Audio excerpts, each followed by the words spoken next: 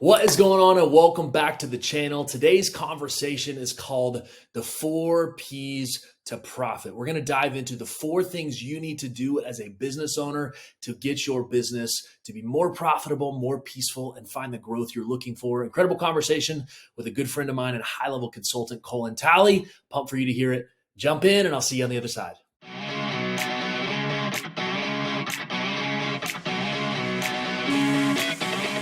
I've got a really good friend here that's actually a really partner of mine now that we're working on some stuff together that I'm excited to kind of explain to you guys at the end of this. If you're a business owner, going to give you some opportunities for next steps and how you can actually implement this in your business. But more importantly, excited for the teaching that both Cullen and I are going to bring to this conversation so that you can build a business that is really a machine that grows without you. I think that's the end all goal is your business not to require you to run as a system, but it can grow without you for more peace. First off, secondary, more profit. And me and Cullen had a conversation the other day of your business should be an XY axis of, is it fun and is it profitable? And if it's not in that corner of fun and profitable, why are we doing it? I think that really opened my eyes to even a lot of the things we're doing within the starting line of, man, it's profitable, but is it fun? No. So why are we doing that? Or it's really fun, but it's not making us money. Like, is it worth continuing? And so I think you business owners, as we dive into this conversation, that's the goal for you is fun and profitable, or peaceful and profitable. So excited to dive into this conversation. I've got a really good friend of mine, Cullen. I want you to introduce yourself, but before I do that, just know as some borrowed credibility for everyone to listen to this guy is a wizard when it comes to business. I've already learned so much in the short time that we've been together, and just how he thinks about businesses, how he sees systems, how he builds business as a model instead of just a hodgepodge of things thrown together, which most business owners do. So I'm really excited. You guys learn from him. He's worked with some incredible companies on the consulting side, has helped build a lot of businesses you would probably know of and have heard of. Some big names that are even big influencers on social media, specifically like Garrett White and Wake Up Warrior. Yep. I know a lot of the men in our group know who Warrior is. Like, Cullen really should be credited with a lot of the business success and growth in the background of that. So excited. You guys are going to get so much value from this conversation. I'm excited to kind of collaborate on this. But Cullen, you want to introduce yourself and just say who you are and say what's up? Yeah. So glad to be here. Thank you for the chance to speak, Cole. And to the team, know that I'm also a client of the starting line. So I've been in my own journey with that. Coach Joe's kicking my tail every week and making me learn things I don't necessarily want to learn, because I've got my own growth to do on that front. Part of that comes from the work that we do and the amount of, quite frankly, stress and energy I take on for my clients. And so, obviously you're connected to the starting line for reasons. So am I. So I'm on that journey as probably newer than even some of you since December. And it's been great. I've awoken to some things. We got some more results to get per Coach Joe and I on my body scan last week, but that's life. So let me just give you a little bit of background on who I am. So first off, I won't go through all the details, but really grew up early on in the payment space. So this payments in terms of electronic payments. And when I came into that, it was the earlier part of my career, there was a lot of innovation that was starting to happen in terms of integration to systems and how different industries took payments differently and all that was happening there. And I just got so intrigued by the business. One, because of a recurring revenue model. Two, because there was all this innovation that was happening. And three, because it was highly, highly competitive. So differentiating was really, really tough. And I was fortunate to be with one of the most aggressive players in that space. We got acquired by the largest payment processor, and it was terrible. The bureaucracy, the noise. We were the largest payment processor on the planet. I was like, this is terrible. So during that time, I got connected to some early stage investors. So think family office, VC, but not full on, Shark Tank VC type deal. More people that are really investing in a particular industry, maybe 10 to 20 investments, not 200. And fortunately, they saw something in me early in my career to help them actually scale some of these businesses. So I came in early on for some cash and equity. They were writing checks for some of these firms anywhere from $5 to $50 million, helping entrepreneurs scale those businesses. And so I started to learn what it meant to think about creating value from the beginning, kind of beginning with the end in mind, right? So there was this idea that they would go through in terms of, yes, financial analysis, but they analyzed the team. What's the team? How's the team? And in fact, one of the major investors I dealt with, it was incredibly successful. He said, Cullen, I value the team over the financials. I can do things with the financials. If I don't have the right team, the amount of time, energy, and effort that takes comes into play. So during that time, I was able to have take equity in a number of those deals. We had some really incredible exits that changed, the future for my life and for my family. But we also got kicked in the teeth a few times, and quite frankly, I learned just as much from either side, where we were overcapitalized, and I had to downsize the sales team while still growing the business and dealing with investors and all that kind of stuff. It was not fun. In my last role, Cole mentioned Garrett. So I had been a client of Wake Up Warrior in the early days, long before it was the juggernaut it is today. There was only about 50 or 60 of us in there, kind of mid 2010 to 2016-ish. I was a client for a couple of years and did a lot for me in terms of who I was as a human, connected to God, my family, all that kind of stuff, but then also business. And Garrett's an incredible entrepreneur, so is his wife, and they both have multiple businesses. And so they asked me to come in and help as their COO for a year to really help put some things in place to create some structure and everything else. So they deserve all the credit for launching it. There's definitely a period of time where I brought order to that world. But I did that using a particular method, a particular set of tools that allowed us to create opportunity for lots of folks on the team. We had a team of about 45, 50 people, and in multiple industries. So I just had a light bulb go off because I had been around a lot of really smart entrepreneurs who have a lot of money, but this was a lower investment, but had an outsized level of result from it.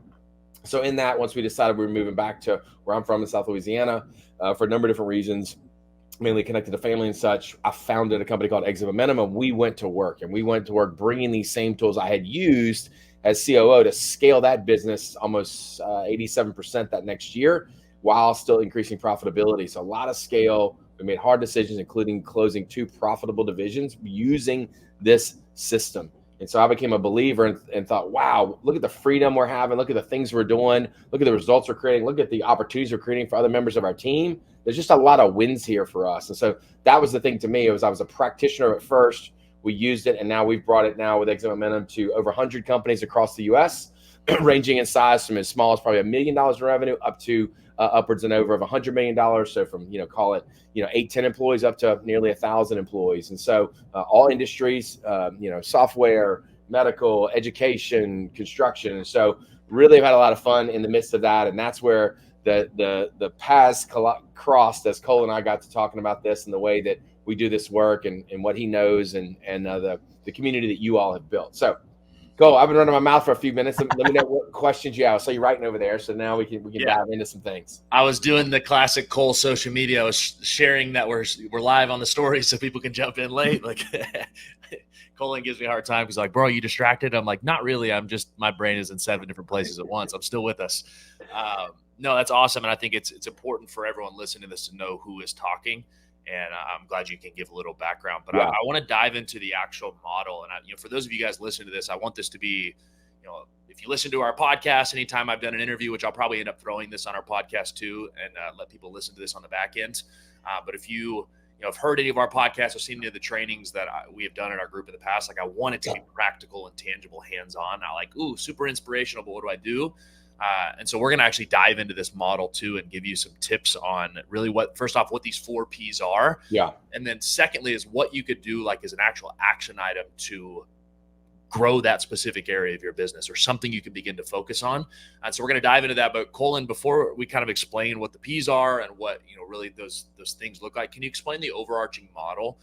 What is the goal of what we're trying to do? What is it that we're building? Yeah. What does this process look like? And then we can dive into the actual tangibles. Yeah, absolutely. So first off, we just maybe connect a few dots because there's some reference points that I think will be helpful for people. Sure. So, originally we were an EOS only shop. And a lot of people have read the book Traction with Gino Wickman, fantastic book. And we did just that. We saw some challenges with that model in terms of some limitations, some rigidity, still a fantastic place to start, but pretty quickly you can outgrow it. And there's some things certainly missing from our perspective, but still that. So if you're familiar with that, this is that in a more customized way. Additionally, we worked with another organization called Pinnacle that's done some other things. That's really actually where the P's came from originally, and just looked at that and recently are actually working through something with scaling up now. So we are at the center of this. We're looking for the best content from the best providers out there on a global scale. And then we're just trying to, synthesize that and bring our clients the best products, because you should have to go figure out which system do I need and which one's better and all that kind of stuff. Let us go have those interactions and spend years literally in each one of these situations and tens of thousands of dollars, if not more, to become experts on that and say, hey, wait, this is a great piece of that. I was telling somebody yesterday, I was at an event with Scaling Up in Westchester, Pennsylvania. And I was like, it's like I've got a car it's made out of Legos. And like right now what we're doing is we're taking the red piece and putting the blue piece on, right? So from that standpoint, we're not just, it's not Cullen and I, up with a whiteboard, which he'll do great at. I will not do as well with because I like the instructor to be there, just putting some new ideas on the road. These are ideas and methods that have been tested thousands of times at scale on a global basis, not just, Cullen and Tulsa and Baton Rouge kind of dreaming up some stuff. So that's the first piece that I would say. So that's really but back to your original question, Cole, so I get to it. What are we trying to do? Mm-hmm. We're really trying to set our owners free. Yeah. Many of the owners that we deal with in their business, single owner, husband and wife owner, family owners, or multiple people, or just a single owner, are literally chained to their business. That may be successful. It may be creating money for them, but there's an inability to simply go on vacation. There's an inability to be present for their kids at a football game on a Thursday night. There's an inability to just, quite frankly, participate in other things they want to impact. I know obviously a lot of the people that connect to the starting line have got a deep connection of faith. Well, that takes time and it takes presence to be available for that. Well, if your business is overriding all that can't happen. So at its highest level, we are literally trying to redefine freedom for ourselves, our clients, and many others who will never know we exist. So that's what we're driving for.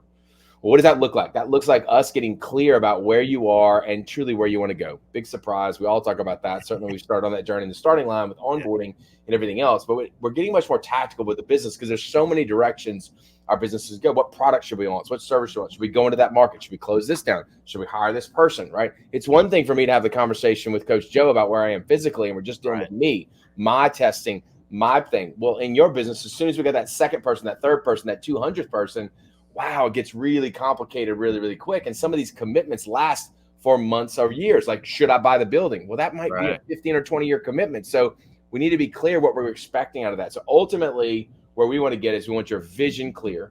Yeah. We want the strategy clear, which is really, really hard. That's a word that gets overused.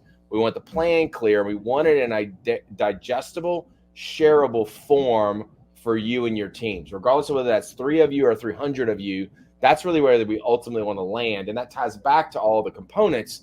But at the end of the day, we want you executing well. We want you to be free in your business. So you're free with time, energy, choice, and money.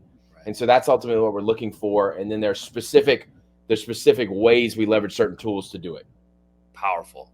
Two things I want to hone on and make sure you guys are hearing this. Is one, that the end all vision of this is to create freedom for you as a business owner. And he said that's, it's demonstrating freedom and showing you what freedom can look like, but also helping you build a system to make that freedom happen. That's all. Like, if you're a business owner listening to this, that's all we want. That's why we got into business, is because we wanted to not work for someone else. We wanted to create a life that we wanted.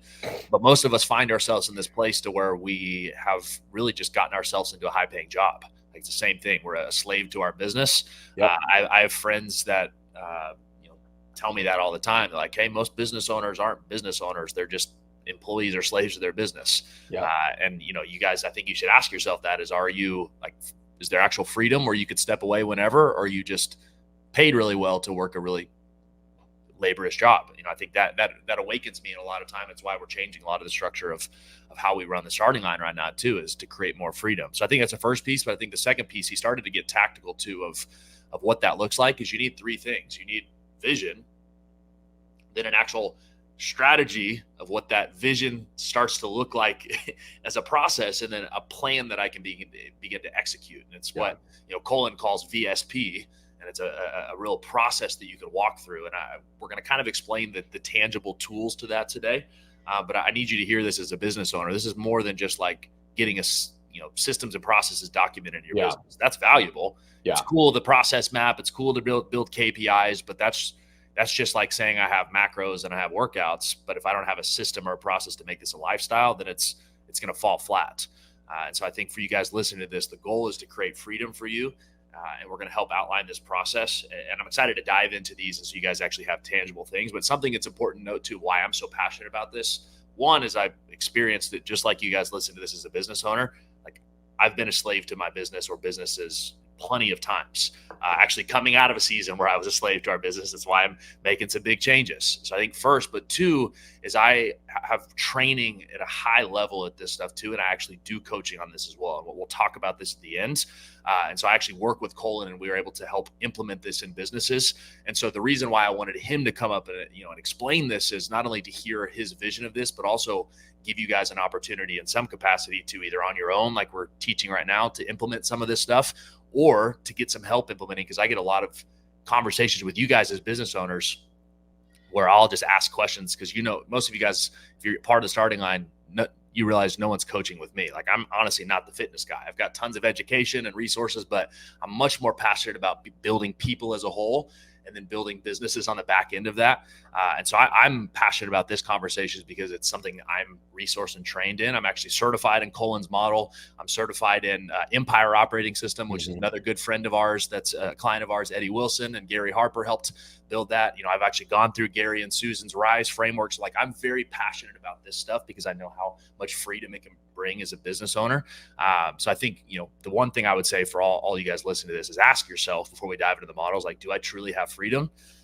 If not, I 100% need this. And the part two to that is, if you do have freedom, like, is your business where you want it to be growth wise? Because I don't think those have to be mutually exclusive. And I have myself convinced that it's either growth or freedom. There's no in between. And if it's growth, I'm a slave and I've got to keep driving. If it's freedom, then I've got to let my foot off the gas. And I don't think it looks like, with the right system, you describe it as a flywheel, a wheel that can get rolling without you, and you step out of the way and it just picks up speed on its own. So excited to dive into this, Cole. Let's break down this model. Up to you if you want to start with VSP and explain that as an overarching thing, or we can dive into the 4 Ps. People, whatever you feel like is the best entrance. Yeah, I do want to circle back to one thing you just said, because it brought something to mind as it relates to this intersection of freedom and, like profitability or financial freedom. There's been a couple of businesses that we've dealt with that have come to us where the answer wasn't clear. I can think of one in particular, a wealth management firm we deal with here, Highland Wealth in Baton Rouge. And the two primaries had a good life, played a lot of golf, made good money, small team, not complicated. And we literally sat in those first couple sessions like, do we want to actually go build a firm? Because I do want to say, and I know a lot of this clientele is probably more, maybe a little bit younger and stuff like that, but there will be a point at which you're going to make a decision. It's not about age, it's about what do you want in terms of, is growth what I actually want? And I just want to say to some people, because I think people need to hear this sometimes, it's okay to say no. Yeah. It's okay to say, actually, the freedom is higher to me, and I'm really happy at this level, and this actually suits my life and allows me to invest time, energy, and money in other passions. And so this business creates what it creates, which gives me all this other opportunity to be involved in my church, go hunting a bunch, travel with my kids' sports team, whatever the thing is for you. Yep. So I think sometimes in this world, especially as hard as we all push, and I'm guilty of it too, Cole, I know that, there's not a day where you're not trying to figure out more and better and how do we continue to grow and stuff. And I've still got that drive just as I always have since I was a kid. And I think that it's important to be able to ask ourselves that question. So I just want to highlight that because I think somebody probably needs to hear that at this point, because they may be feeling we're just supposed to keep growing. Well, are you? Is that really true? What are you being called to? What's coming from you and your connection in the quiet and prayer in those moments in church and that kind of time where you're having that answer, right? That answer for you in terms of what you got to do. So I'll leave that topic for there.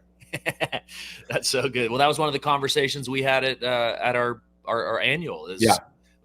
Somebody brought up that they always ask, like, hey, you say you're growing and you say that's really exciting, but growth sucks, right? Like growth is not fun. And I think business owners, if you're honest with yourself, growth is like, it's exciting, but it sucks. It's not fun. It's also expensive. So let's be super clear about this. It's hard. Every single business we deal with that is high growth, one of their primary issues is funding that growth. Mm-hmm. Inventory levels get higher, number of hires I need to make, real estate, like all of those things. So when people are like, I want to grow at 30, 40, 50, 100%, I'm like, you better understand what kind of cash burn that takes to do that, even in highly profitable businesses. So growth is that. It's stressful. It's painful. It's also expensive. So be careful what you wish for. Yeah. So let's jump back to these P's that we've talked about for sure. So We really talk about a couple of things. Number one, people is first. We absolutely believe so. Jim Collins is a fantastic researcher and author. Many of you probably heard his books. He's got a great new book out that I'm listening to right now, Beyond Entrepreneurship 2.0. It's his first book he wrote, and he's actually revised it to now and looking back at the things he's learned. It's just such a cool book. So I'm in the middle of that right now. But regardless, he's the one that really came up. We have to have the right people in the right seats in the organization. What they saw in the research was the companies that made this massive transition got the right people in the organization, the wrong people out, and the right people in the right position. And so it wasn't some mastered strategy or whatever first. It was that first. So when we think about people, it's like, okay, getting clear, do we have the right team? Now, there's a number of tools we use to do that. There's something called the accountability chart, which helps us get clear. What is the seat that somebody sits in, their job, and what are the roles and responsibilities of that seat, the 5 or 6 things. We'd like to talk about it in terms of kind of like the table of contents to the job description, because nobody ever remembers the job description. They read it during the interview process. They talk with the HR person, but that's kind of it. But people can remember 5 or 6 things that they have to think about every day. And we want to see at least 2 or 3 of those measurable per week, so they know how to win the week, right? So we're really looking for that in there. We've got some things that allow people to assess talent. How are we doing? Where are we at from a talent standpoint on the cultural side? How do I fit to the core values of the organization, which we'll talk more about later. And then productivity. What does my productivity look like? And using my highest level culture folks and my highest level producers as the baseline to compare against.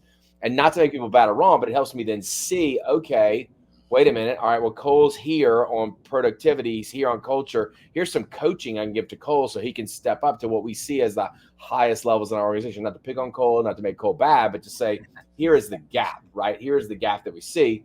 And lastly, then this idea of really being able to take that whole thing we just talked about and turn it into some type of one-on-one process where we have a coaching thing. Think about the coaching calls that you do as a group or with your coach within the starting line, depending on which program you're in, and how valuable that time is. Yeah. There's not rocket science. When Joe and I talk, it's not rocket science. We kind of talk about the same stuff. There's a level of consciousness. You know, as I'm walking through the airport yesterday and I'm frustrated, we're not seeing some results, and he's reminding me of some things. He's dug into some things. He's telling me some things I've heard before. And so from my standpoint, it's like it's necessary. So we're doing the same thing that you hear. We're just doing it on, I don't mean in a more important scale, because what we do with our bodies is incredibly important, but a broader scale in terms of the breadth of a human as a producer in a business, right? So we're talking about a much wider scope in terms of that.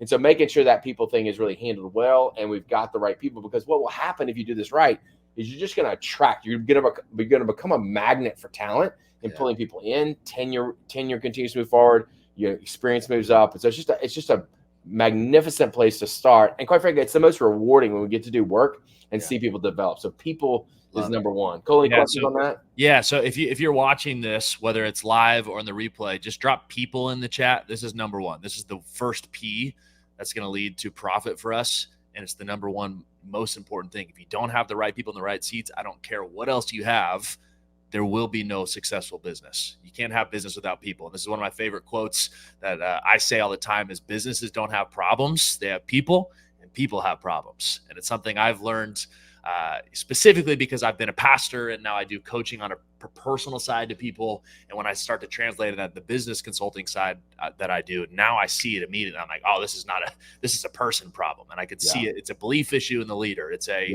a buy-in issue from the employee. It's a alignment and vision and strategy between the leadership and the team. Like there's typically people issues. And so the reason why this is first for everybody listening to this is people is the most important thing for you to figure out. It's the biggest asset you have as a business owner. So again, if you're watching this as a replay or later, just drop people in the chat so we know you're with us. But that's number one. Number one is people.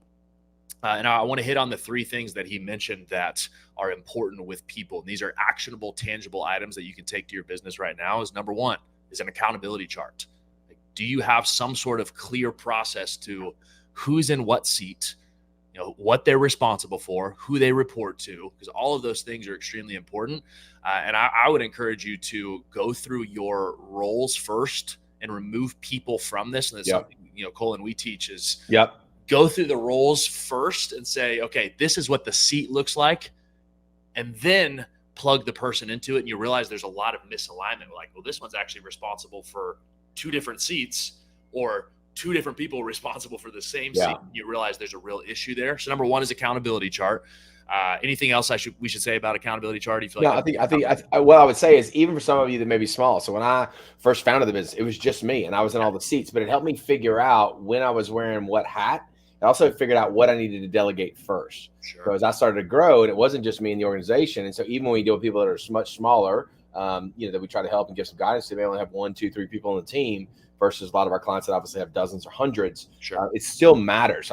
Some of you are like, well, I don't have anybody. Great. Still go through and think about what the core functions of your business are, because it's going to, as you start to grow and have success, you're going to need to figure out the plan for, oh gosh, I guess I'm going to hand marketing off first. Oh, I'm going to hand my bookkeeping and finance off first. I'm going to hand off some administrative. What is the thing you're going to hand off first? So you can be thinking about, who do I need to bring in that could bring you even on a part-time basis to help manage that. So it's still an incredibly powerful tool, even if it's just you and yourself staring in the mirror every day trying to figure out what's next. Yeah. Well, I see this as an incredible starting place for businesses.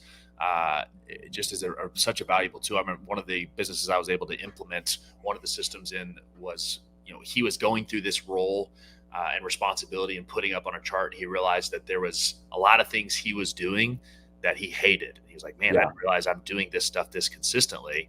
And I immediately said, like, well, look at all these other people. Right. Who would you be able to give that to? Like, let's pass. Like you said, you might figure out there's things that you don't want to be doing that you can get rid of and delegate. And I think for us as business owners, and maybe it's just because I'm a strong visionary and I have to see stuff, but a lot of times me seeing what I'm doing consistently and seeing what I'm responsible for, I'm immediately like, let's get rid of that immediately. How do I get rid of that? So I think seeing it is such a valuable tool. So number one is accountability chart. Number two is having some sort of testing around culture and productivity. Yeah. Understanding, do your employees, do they fit the culture of what you're building? Do they fit your mission, your vision, your values, however you want to describe that? And then second is, are they actually productive to their assignment?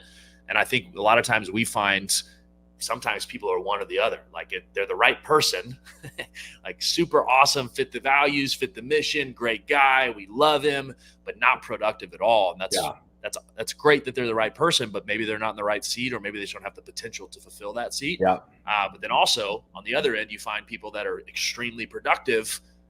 They're the right seat, they can fill that, but they're not the right person. And then the mission, and those are often like the biggest cancers, which we talk about, of, hey, this sales guy crushes it, he leads our team, but he doesn't fit our values, and it's a fearful thing. And so I think a testing like this really allows you to see this stuff. So number one is accountability chart. Number two is some sort of profiling to understand, does this person fit our culture, and is this person actually productive? And then lastly is setting up some sort of cadence based off of this stuff that'll allow you as a leader, or allow your leadership team to have one-on-ones with these employees. Because like Joe said, you'll be able to see if someone fits culture but not productivity, like now we have something we can really begin to coach them on, is like, hey, let's get you more productive. Or if you see someone super productive but aren't fitting culture, sometimes it's just like, this person just can't stay because they're such out of alignment. But sometimes it might just be tweaks, like, hey, you need to fit this model a little bit because of the way you carry yourself. And so you have clear coaching aspects. So that was number one, is people. And there's 3 action items you guys can take, is look at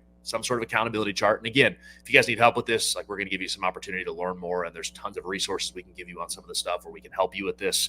But number one is accountability chart. Number two was assess culture and productivity with your employees. And you literally could just put it on an XY axis and chart them at the very simplest. Now, it's easier to ask some questions and get more in depth, but at the very simplest, you need to determine those things. And number 3 is a cadence of one-on-ones to be able to implement and coach your people on that.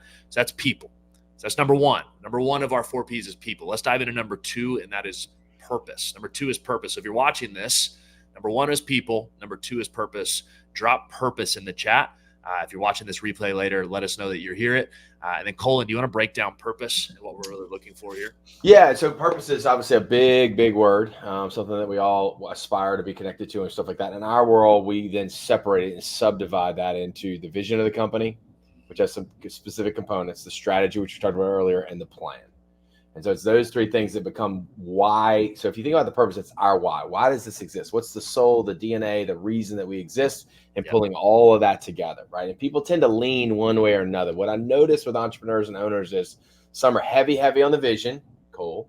and maybe a little lighter on the plan. Thank God we got Aaron, right? That's why this thing works, right?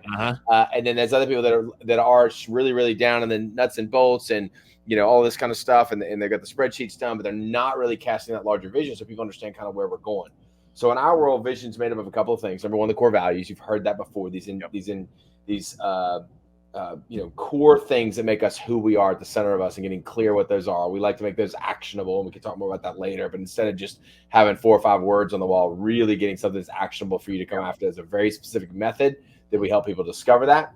Second is the actual purpose statement. So little purpose instead of big purpose. And this is, again, the why that we exist. This is where oftentimes for our folks, this is, again, it's not what business you're in, whether it's construction or education or medical, whatever, or software, whatever. This is just, why do we exist? What is the reason that we exist as an organization today? What's the reason that we choose to come here that binds us as a set of people, right? You can think about that in terms of lots of other organizations you're a part of. There's a purpose that exists beyond just the fact that you enjoy those people and you like the brand or whatever else. And then third is the BHAG, this big, hairy, audacious goal, this thing that scares us that we're going after, that excites us, that stretches our brain, that kind of breaks our way of thinking about where we're headed. So we've got the core values. That's who we are as a set of people. The purpose, why we exist, what really connect to us as a spiritual being. And then BHAG, what's this big thing, the top of the mountain? We don't know how we're getting there. So you don't have to know the how. We just know, man, we are going to climb this mountain. A lot of times I'm out in Salt Lake City where we have a great client, and I'm looking at those beautiful mountains. I'm like, okay, this is what it's like. I know I want to get there, but I can't tell if that mountain range is in front of this one, what the hills are going to be, what the weather's going to do. But I'm going there, but I don't have the path all the way mapped out. So that's the vision piece from that standpoint. Any questions on that, Cole? Powerful. No, I think I just want to hit on a couple things you said. I want to kind of recap the 3 things you mentioned, but first, I want to reiterate this at a high level to the people listening to this, that your purpose is so key. Purpose to me is like the fuel, the rocket fuel that you can add to your business. And so obviously, number one foundational is you have to have the right people in the right seats, but to get those people going, and not just started, but going and keep them attached to the mission of the organization, there has to be a clear purpose.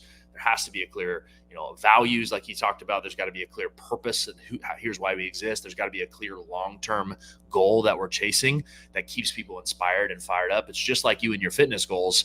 There's got to be a vision for where I'm going and who I'm becoming in this, and a deeper why behind this, because why power is so much stronger than willpower. So if I wake up and I got to hit these metrics and hit these KPIs, that'll last a little bit because I can grit my way through it. But when there's a why behind it that really drives me on a daily basis, that your employees on a business side can attach to, that's where the fuel happens, to where when things suck and when things aren't fun, there's a deeper why they're chasing. And so I would say, for you guys listening to this is probably a piece that I see lacking in 99% of businesses that I see. You mentioned one is people have core values, but they just sit up on the wall and they don't mean anything. They don't do anything with them. They don't have a clear purpose. They don't have a clear mission or vision. They might have a clear long-term goal, but no one is inspired by it. It doesn't actually attach to something. Right.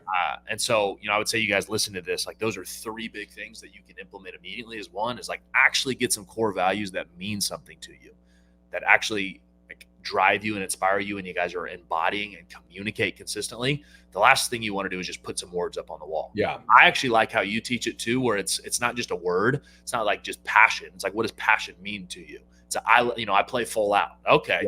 That's something I can get behind. What are some other things you've noticed that have helped people really attach to core values? Yeah, I think language is incredibly important. I think too often people go pull the ones off of some big site that they're impressed by, or they use ChatGPT to come back with some words like that. It's not really connected to who they are. And so to me, your language matters. And so I'm not saying you need to use cuss words, but we have a number of clients. They're direct, they're loud, they're in your face. So it matters to them. I got a client where there's just accountable AF.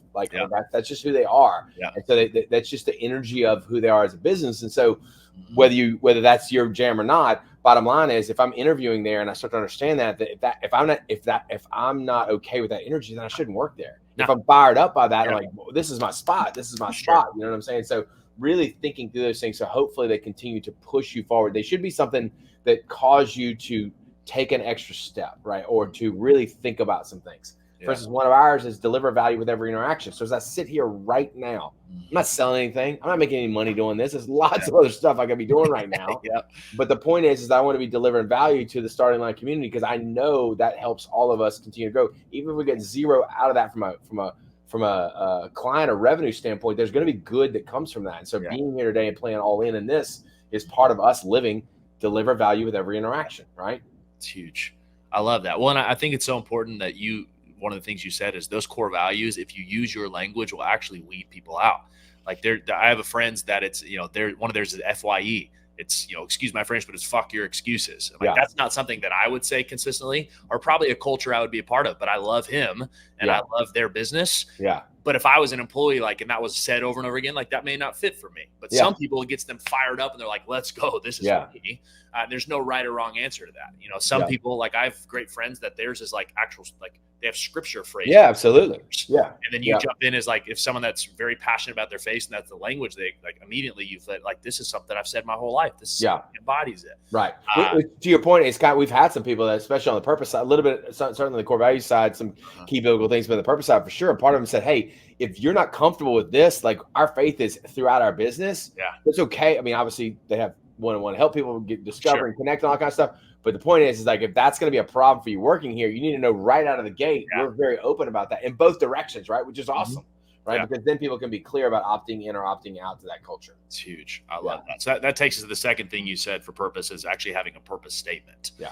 I think that's so huge. Most people don't have this. They don't have a clear purpose of why we exist. Yeah. Any notes on that and how you can discover that? Yes.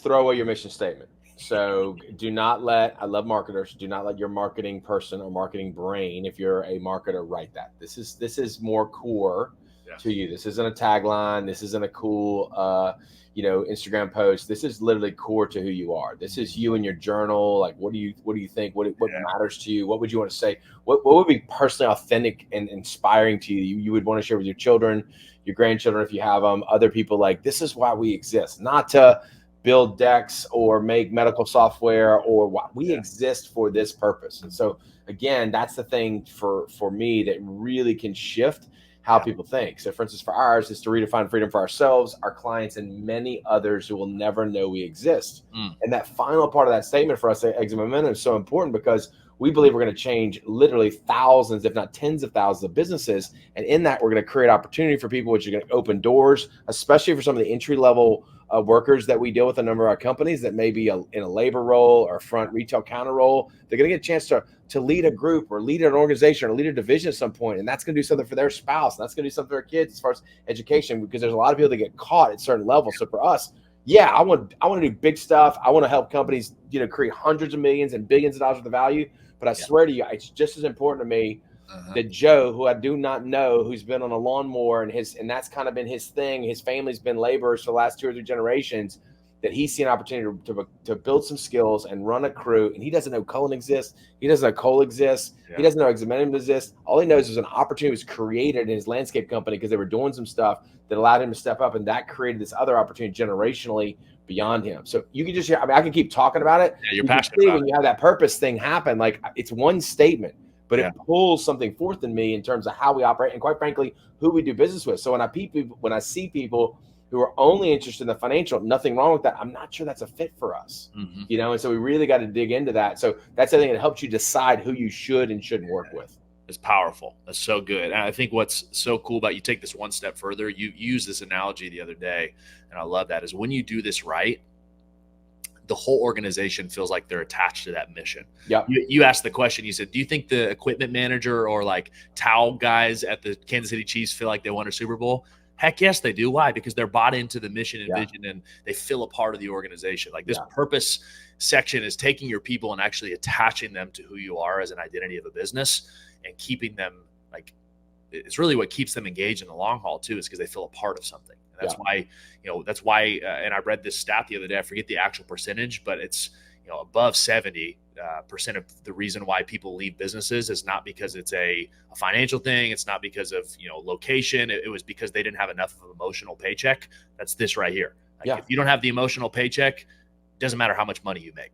I have to be attached to something, whether it's I believe in the values, or I believe in the purpose of where we're going, or that big goal we're chasing. You have to have this. Otherwise, your employees will never want to be a part of what you're doing. Yeah. Yeah. It's huge. So Well, first was values. Second one was having a purpose statement that we can actually believe in and get emotional about. And then third is BHAG, yeah. The big, hairy, audacious goal. Any notes to say on that of what people are really looking for there?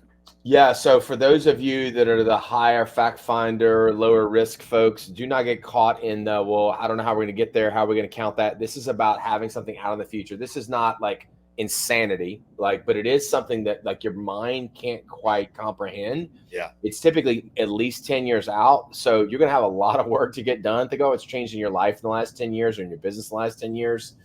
So from that standpoint, a lot's going to happen between here and there. So just have a little bit of suspension of disbelief. Like when we walk into a movie, we kind of let go. You're going to have to let go and kind of let that come forth. Yeah. And when it's right, you'll know it's right. And on each one of these, I just want to say, don't put too much pressure on yourselves. When we work through this with clients and we spend literally days and days, these 8-hour days once a month, stuff like that, we're testing them each time. And sometimes we get them right the first day and they stick for a long time. Sometimes we adjust after 2 years because the organization's changed and grown. So don't get so caught in it being right. 80-90% there. But on the BHAG specifically, what's this thing you want to go after? And don't just pull something out of your ass like, we're gonna be $1 billion company or what. Like really think about what matters. Like what is, I'm not saying it can't be financial, but sometimes people pick a number. I'm like, okay, you want $1 billion company? How much you doing? About 300,000. I'm like, okay. Okay, great. Let's talk. Let's do something, because do you actually believe that is even remotely possible? And there needs to be, again, some risk. But that's the thing to me, is sometimes you put it so far out, then it's not really helpful. Right. And I think that the thing that helps me the most of the BHAG is because I'm not as financially motivated. Like that's the way I felt. It's like I just said like 100 million is the target. I'm like, but why? Like that doesn't mean anything to me. Like the money has to be a tool to accomplish something different. Yeah. So the way that I love calling this BHAG, and it's what Gary Harper calls as a key purpose indicator. It's like, how am I actually tracking that purpose statement that I have? Yeah. I don't think it has to be that for everybody. Yeah. I think for founders or CEOs that are more driven by purpose and like what impact we're making. Yeah. Making that BHAG like an indication of purpose rather than just profit. Yeah. It's helped me a lot. Yeah. It also, think of, we had a real estate firm we worked with, up in South Carolina, the Horror Group, and I know Horror wouldn't mind me sharing this. They had part of their BHAG was 10 millionaires made. Like, so they wanted to not only bring people in and teach them real estate, but real estate investing as agents. So great, you can make commission year over year over year, but can you actually build net worth? How do we start investing some of that? So their whole mindset was around how do we teach that and then enable that with the way that we pay and all that kind of stuff. So a big part of their BHAG was this creating 10 millionaires internally for people as part of what they, and we've had several of those. I've had one we dealt with. It was a big medical software company. It was about patient connections. How do we make sure patients are getting the right information at the right time? And it was literally like, I forget the number, some crazy number, like 1.5 billion patient connections. But each one of those connections meant somebody had information faster than they would have otherwise with this technology. So it's those kinds of things. To your point, yeah, there can be a financial number targeted to that, because listen, money matters. It is a method for actually implementing these things. So being broke and doing this stuff, you won't have as much impact. So let's get clear about that, right? Yeah. And that's not a judgment of people who choose to make other, but the bottom line is, if you're going to impact a lot of people, it typically takes a fair amount of money to do it. Not always, but a lot of times it does. Yeah. Well, I think that's very similar to one of the clients I've worked with. Is theirs is a it's not 10 millionaire. Theirs is something about giving to the cause of Christ. It's like, I think it's like, we're going to donate 6 million towards the cause of Jesus. 10 years or something like that. And that fires them up. It's like, we have an actual tangible number that we're going to donate based off of our profits. Right. And if it's tithe based, and that means we got to get $60 million in net income, which means we got there in a 20% profit margin. That means we got to do 30 million in revenue. I mean, 300 million, 300 million in revenue. So like there's a number that's just the end result. Yeah. So that's awesome. Yeah. And I heard there's one other one too, before we jump into the third one, that got me lit up too, is they were super passionate about sex trafficking and freeing girls from sex trafficking. They actually had a tangible number of, hey, every $6,000 that we donate frees and educates and like integrates a girl into like out of trafficking into like a healthy life. And so they set their like percentage of profit number where they give 2% of profits towards that. And they know that every $6,000 gets a free girl. And so basically they said like how many girls, and I think they had like 1,000 girls they wanted to save. And so they had reversed engineered, if this is how many millions we had to donate based of our 2% profit. So their BHAG ended up being it wasn't the profit thing. It was still it wasn't the actual girls. It was still a financial number, but the number was attached to a deeper purpose of this is a certain number of girls. So I give some examples for you guys, but these three things I think are invaluable tools for you to get people engaged, to get people rocket fueled, if you want to call that, into a, pun intended with some of this stuff. But it gets people inspired to do something bigger than themselves. So one is values. Number two is having a clear purpose statement. And three is a big, hairy, audacious goal that actually drives you. So number one is people. That was our first piece. Second is purpose. And then we're going to jump through these last two. Number three is playbook. So if you're listening to this, say playbook in the chat. Cullen, explain to us what playbook is. This is where we're actually getting tactical now. Yeah, absolutely. So number one on the playbook side, it's process driven. So a lot of people have heard process. So you can use it interchangeably. We use both at times. Sometimes playbook is used because especially people have got an athletic background, certainly with the starting line, this makes sense. So like getting the playbook and here's how we run this play, that play, and everything else. So thinking in those terms. Yep. So it's being able to figure out how to do things repeatably in the business over and over and over again across the business. And lots of businesses tend to focus in an area. So they might have some processes defined in operations, but they don't really have it done in marketing. They don't have it done in sales. They don't have it in onboarding for new hires. They don't have it in finance. So sometimes you'll see it. Yeah. And again, our idea is that you're documenting as little as possible, not as much as possible. So I like to call it the Hansel and Gretel approach. Can we leave crumbs? So if you have the right person, the right seat, can they follow a checklist or some other documentation that allows us to move through that process so that we get the actual end result. And then we see whether that's happening in terms of numerically the quality of the client experience or whatever else, right? I was, looking at yesterday, I'm getting on a flight to fly home from Philly. There's a bunch of bad weather in between. I thought I'm glad that the pilot and the mechanics have a checklist to check this plane out before I get on it and we get up to 38,000 feet because there's not a lot we can do up there. And so, if those kind of folks, surgeons, other people that have those kind of things in place, then it makes sense for us as a business as well. Yeah. We don't think you have to do it all at once. It feels very overwhelming at times to come up with what are the key ones that matter most? What's the biggest pain point in the business today? Yeah. For our clients a little bit larger, I have a few more folks who always say the first two processes to do are onboarding clients and onboarding employees. Because if you screw up after you sell a client, you spend all this money to market, get attention, put them through your sales process, they say yes, and then you trip on yourself in onboarding them, that's a problem. And then same thing with bringing in talent. It's incredibly expensive to not have people producing faster. And so those are the two places to start in terms of that. So this idea of playbook or process is the other way to describe it. Is that other thing. Just think in terms of how is a franchise able to do what they're able to do. So I'm not saying we support Chick-fil-A food here at the starting line, but I'm going to use them as an example. Grilled chicken nuggets are pretty good. I don't know. I don't know what all's in those grilled chicken nuggets. So I think Coach Joe would slap me if I had those. But anyway. Too much oil. Yeah. So think about that. You've got high school kids walking into a new location at a high volume. Look at the number of drive-thrus that are full and all that kind of stuff. How is it they're able to deliver that experience with 16 and 17 and 18-year-olds who are not necessarily always the most focused or most trained individuals, deliver that consistent experience? Their processes are clear. They educate well. They train well. It's the only way Amazon can add 250,000 people during the holiday rush. It's the only way Disney can flex up with people all around the globe coming in to run their parks during those heavier seasons. So think about some of the best businesses that we know and the fact that they bring in even seasonal workers. How do you do that and actually still deliver an experience as an Apple store or whatever else? It's because their processes are clear. So you're not Apple, you're not Amazon, you're not those things yet. You may be, who knows? So the bottom line, it's still a concept that we need to make sure we're taking advantage of. Yeah, I love that. That's so powerful. Man, there's so much I could say to this, but I think to hone this down to give people some action items, you gave some great examples of what they could start with.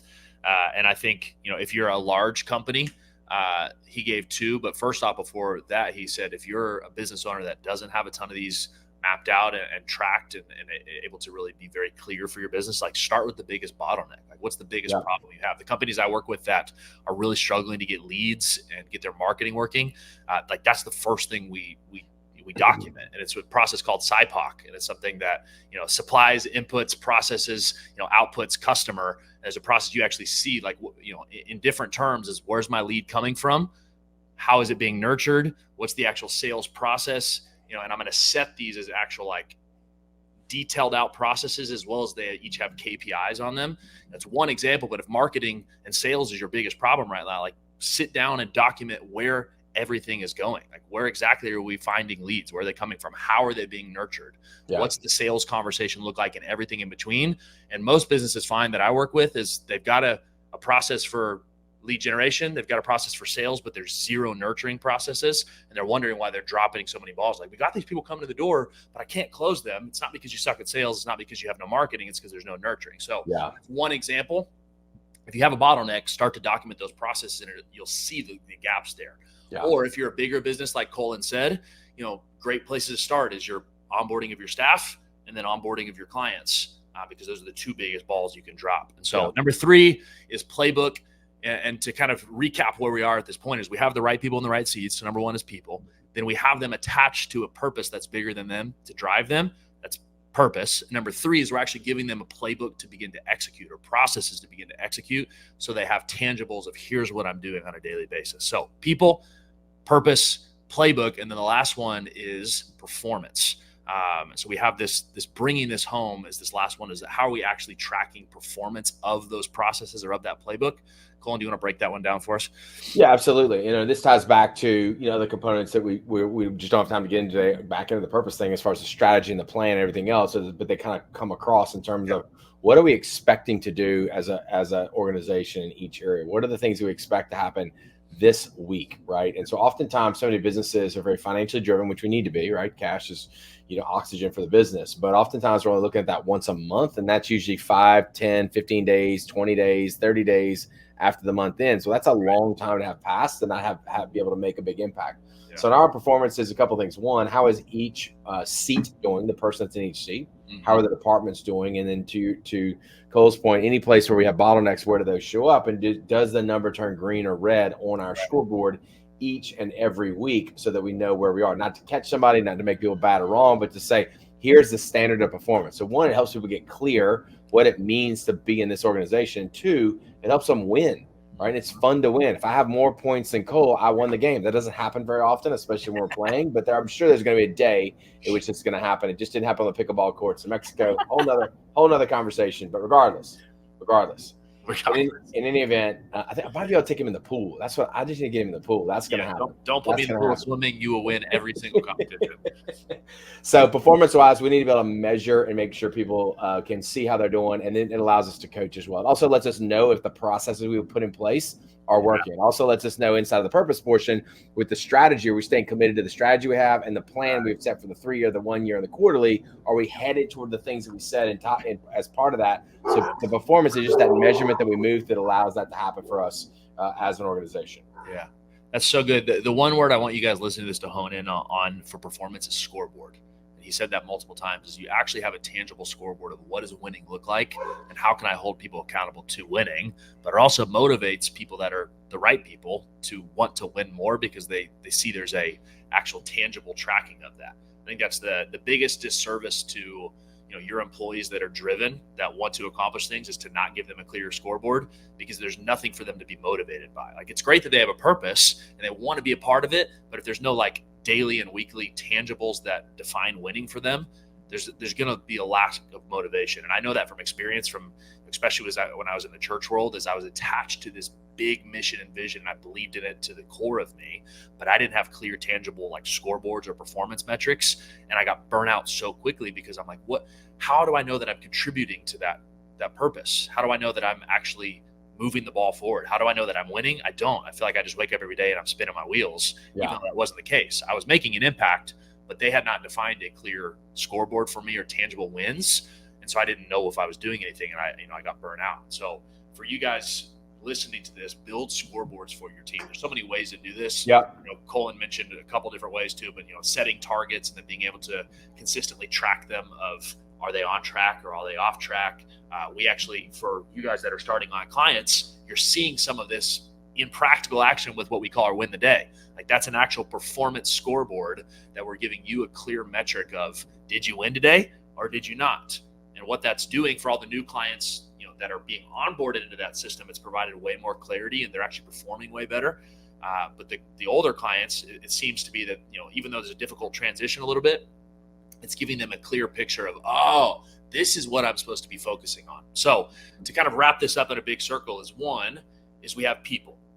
Number one is people, is I have the right people in the right seats. Number two is purpose, is are those people attached to something bigger than themselves? Number three is playbook, is do those people that are attached to the purpose, do they have a clear process to follow that they can begin to execute? And lastly, is there performance metrics to hold these people accountable? Is there a scoreboard? Is there tangible tracking to drive accountability and drive results? That's where you really, like Cullen said, you pull the thread all the way through, and you're able to really not only motivate people, but remove yourself, because at some point you can step away and someone else can hold people accountable to those performance metrics.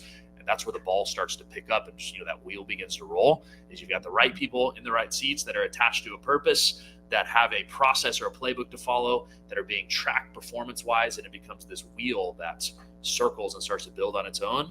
And the way Cullen describes it, that's where profit really becomes to come into play. But also, to me, that's where peace comes into play too. Is like, there's a system that people are executing that doesn't revolve on me being the bottleneck of everything. Yeah. Any other thoughts on that? How would you explain like that whole picture together? Or do you feel like that summarizes it? No, I think it summarizes it well. And the result to us is, higher revenue, more profitability, larger valuation. Obviously you get to make all decisions that you want to make there. But that's if you focus on, oftentimes people get focused, you need to be focused on the financials. But if you do the other things, you will get that net result. What I can tell you about this work that we do, fortunately, is I was with a financial institution client of ours that's acquiring another one, and we merged them last week. And really sharp CEO, been in the business 20 years. He's been CEO of this financial institution for 4. We've been working with him for about 7 or 8 months, and we're merging 2 teams right now as this acquisition is getting going.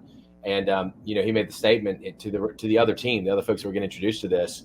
He's like, we don't even realize how we ran this financial institution that's highly regulated 8 months ago before we implemented this. So it's the power of this work and some very basic tools that over time can create a fundamental change in the business. And the other thing he said, I feel like I've gotten 2 to 3 hours back per week because I'm not having to go check on just checking in on things and getting updates has been reduced at least 2 to 3 hours per week.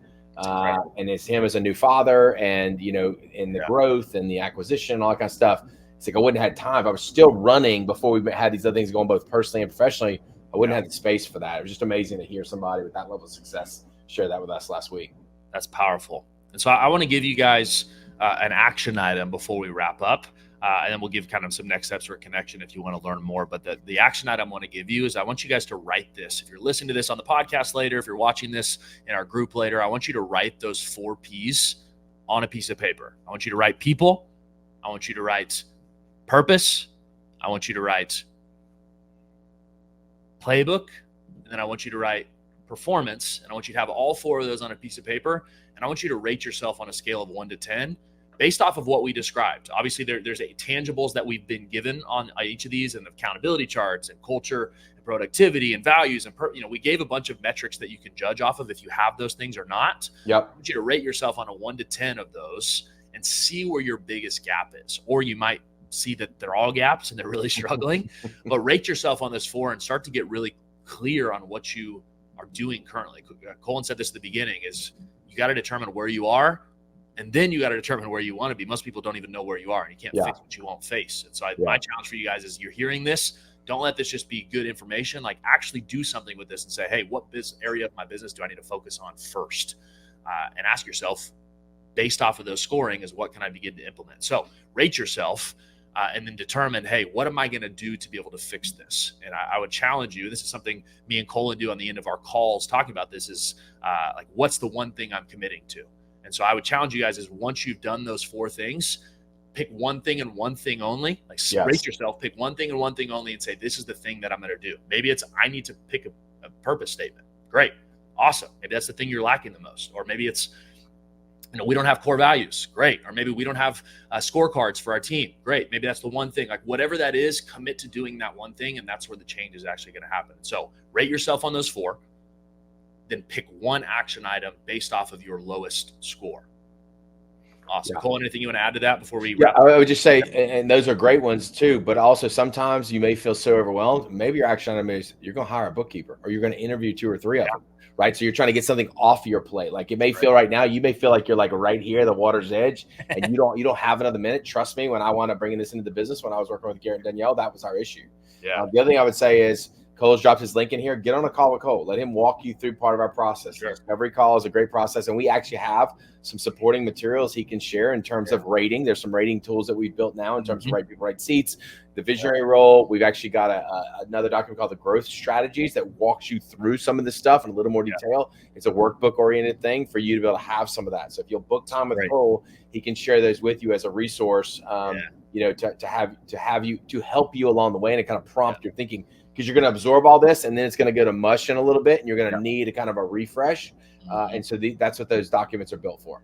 Powerful. That's so good. And Cullen basically gave the next step I was going to give you. If you guys want help with this, and I'm not saying let me pitch you on how I can coach you. Like if you're hearing this and maybe there's one person that's like, dude, just do this for me. Great. Like we can help with that. But I would say more importantly, if you're hearing this as a business owner and you're like, Cole, like what are some of those resources you mentioned that I can rate my team with? Or, what scoreboards do you use? How do I do that? Or like, how do I, I'm here to help and serve that stuff. Yeah. So go click that link. You can read more about that system and those P's that I explained. But more importantly, there's a section where you can just book a time with me and we can talk about it. I can give you some of these assessment tools. I can give you books to read. Like I'm here to support and be in your corner. That's why I've done this training. Is I want to add more value to our community, not just in fitness, but in faith, in family, and in finances, so we can have this well-rounded life and businesses and ultimate freedom like Cullen talked about. So that's your next step action item, is to one, rate yourself and pick one thing you're going to do. And to Cullen's point, it might be who, not how. It might be who am I doing this with, or who am I handing this off to? Who am I hiring? And then number two is if you need help with this, click that link, book a time with me, or go research some of that information that we have on there. And I'm happy to give you whatever support I can. Cullen, anything you want to leave us parting words before we wrap this thing up? Listen, some of you have had a lot of success already at the starting line and you're feeling the call to more and you feel like you're ready, but you're not sure how to apply it. It's like you have this energy, this opportunity, this fire in you. You're not sure how to direct it. And so that is really where we get to go. And some of you literally need to merge these two together. Things are going over here and the starting line is going to start to awaken something in you. And that's really the beautiful part of what happens here. Because you think, that kind of stuff, but they're really not. And that's where Cole and I spend a lot of our time.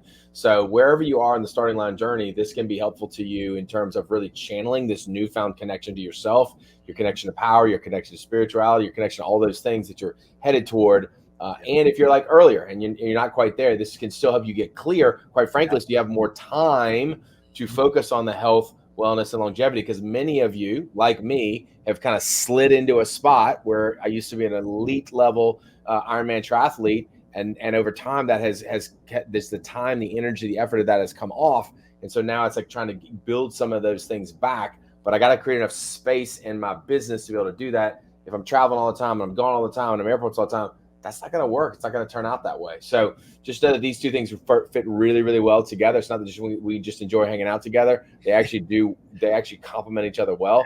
So we'd love to be able to support you, whatever that looks like, in terms of supporting you, especially as a starting line client. It's awesome. Yeah. To reiterate, Cullen, as we wrap this up, is it goes both ways. So one, if you're wanting to get your health better and you're like, my business is actually pretty good, obviously it can grow, but I'm struggling for me time.